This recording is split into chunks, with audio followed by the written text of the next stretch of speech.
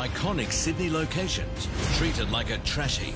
The new tactics to catch and stop the chronic litter bugs across Sydney on 7 News at 6. Tonight, 7 News headlines. A shocking report into the nation's aged care sector has seen the Prime Minister allocate $500 million in new funding.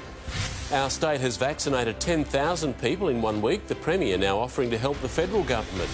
Traffic remains heavy around New South Head Road after a delivery truck crashed into a power pole at Edgecliff. And there's been another development in Melissa Caddick's disappearance. More unidentified remains found on a South Coast beach. Now, the latest on Sydney's weather, here's Angie. Thank you, Mark. After our wettest and coolest summer in a decade for New South Wales, autumn day one is already shaking things up. In some suburbs, temperatures were 8 degrees above average today.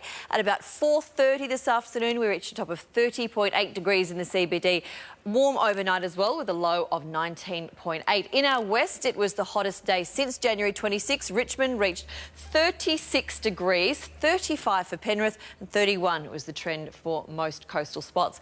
The main feature on the chart at the moment is that deepening tropical low off northeast Queensland. The latest forecast track map has that system staying offshore, although heavy rain and strong winds will still impact the coast. Back in New South Wales, a gusty southerly change will push up the coast tomorrow, causing a much cooler day all round, and the ongoing wet weather will persist just in that northeast corner.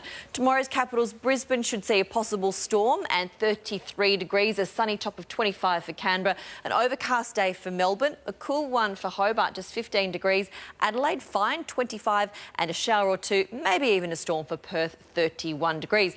For New South Wales, generally fine and pleasantly warm tomorrow. The heat will impact the northeast corner again, 36 degrees for Moree.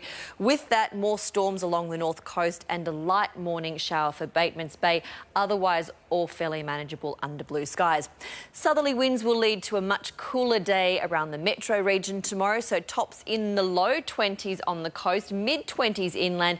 It will be partly cloudy with fairly strong winds early on in the day. Winds will also be strong on the water, 30 knots as that change pushes through in the early hours of the morning. From there, they'll ease back to about 15 or 20 knots. Strong wind warnings are in place for the Hunter down to Batemans, with gales likely at Eden.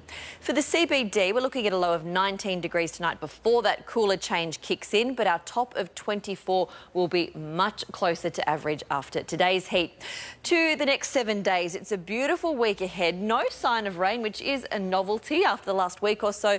Generally pretty pleasant conditions as well. We're looking at 25 degrees in the city on Thursday, 27 in our west. So the first week of autumn really turning it on, Mark. Yeah, very nice indeed, Angie. Thank you. That is 7 News for this Monday. We'll have updates for you throughout the evening. I'm Mark Ferguson from all the team. I hope you have a great night.